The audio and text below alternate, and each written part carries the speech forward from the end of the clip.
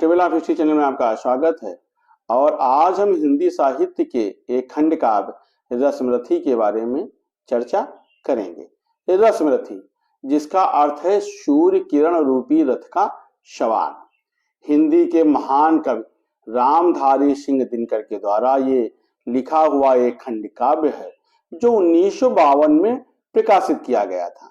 सूर्य की 7 किरणों की तरह इसमें भी 7 सर्ग हैं और इसमें कर्ण के चरित्र के सभी पक्षों का सजीव चित्रण किया गया है। रसमरथी में दिनकर जी ने कर्ण की महाभारतीय कथानक से ऊपर उठाकर उसे नैतिकता और विश्वसनीयता की नई भूमि पर खड़ा कर उसे गौरव से विभूषित किया है। रसमरथी में दिनकर जी ने सारे सामाजिक और पारिवारिक संबंधों की नई सिरे से व्याख्या किया है।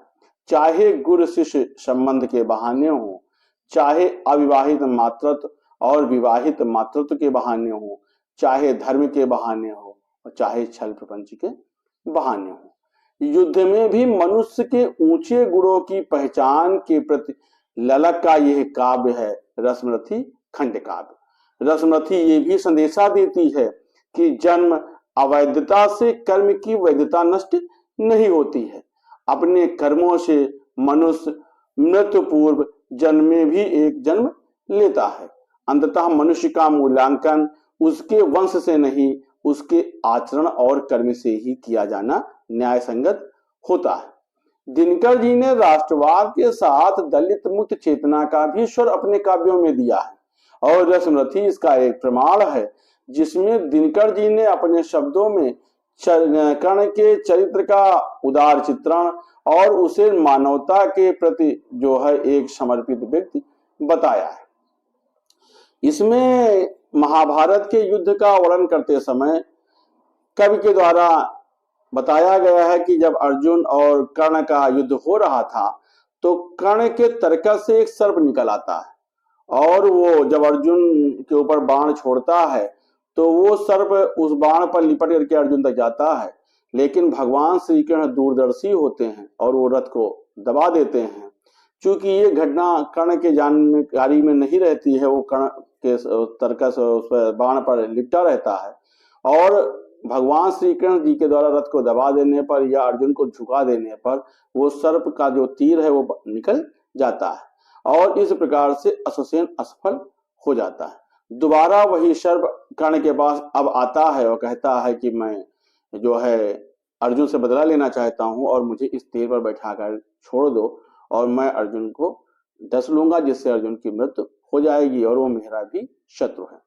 तब जो है कर्ण पूछता है कि आप हैं कौन, तो वो अपना परिचय देता है। अश्वसेन बताता है कि मैं तक्षक नाग का पुत्र हूं और जब खांडव वन में अर्जुन और पांडवों के द्वारा आग लगाई गई थी तब मेरी माता या तक्षक की पत्नी गर्भवती थी और उस लगाए हुए आग में उनकी मृत्यु हो गई थी। जब पांडवों के द्वारा खांडव वन में आग लगाई गई तो उसी समय तक्षक की जो माता है वो भागने लगी और अर्जुन के चलाए हुए तीर से उनका फन कट जाता है। चूंकि वो गर्भवती होती हैं तो उसी समय मृत्यु के पूर्व वो एक बच्चे को जन्म देती हैं और वो बच्चा उस आग से किसी तरह से निकल करके बच जाता है और कहा जाता है कि इंद्रदेव के द्वारा उसकी रक्षा की जाती है, चूंकि तक्षक जो है इंद्रदेव के मित्र होते हैं। और वो बालक अपनी जन्म के समय अपनी मृत्यु माँ को देखता है कि जो है पांडवों के द्वारा लगाई गई आग में वो जल गई है, तो वो उसी समय शपथ लेता है कि मैं इसका प्रतिशोध जरूर लूंगा और महाभारत के युद्ध में वो अर्जुन से प्रतिशोध लेने के लिए आता है। वो समझता है कि यदि जो है कर्ण उसको अपने तीर पर बैठा करके अर्जुन तक भेज देगा तो वो अर्जुन को डस लेगा और अर्जुन की मृत्यु हो जाएगी और अर्जुन ही पांडवों की ताकत है या उनका बल है और अर्जुन की मृत्यु के बाद पांडव कमजोर हो जाएंगे और पांडव युद्ध हार जाएंगे। तो इसी के लिए वो कर्ण से निवेदन करता है कि उसे अपने तीर पर बैठा लें, लेकिन कर्ण जो है अश्वसेन की सहायता करने से इनकार कर देता है और कहता है कि मुझे अपने पुरुषार्थ से नियत युद्ध लड़ने दीजिए, आपकी अनीत युक्त छद्म सहायता से जीतने से तो अच्छा मेरा हारना है। कर्ण की नीत निष्ठा दे करके अश्वसेन खांडव वन को चला जाता है। और यही जो है महाकवि रामधारी सिंह दिनकर के द्वारा ये बताया गया है कि उस समय जबकि महाभारत में छल कूट नीत नीत और हर प्रकार की जो है छल प्रपंच से युद्ध किया गया, उस समय भी कर्ण ने जो है अपना मानवता को नहीं खोया, अपनी मनुष्यता को नहीं खोया। और उसने कहा कि अश्वसेन, तुम्हारी सहायता से मैं जीत तो जरूर जाऊंगा, लेकिन आने वाली पीढ़ियों को मैं क्या मुंह दिखलाऊंगा।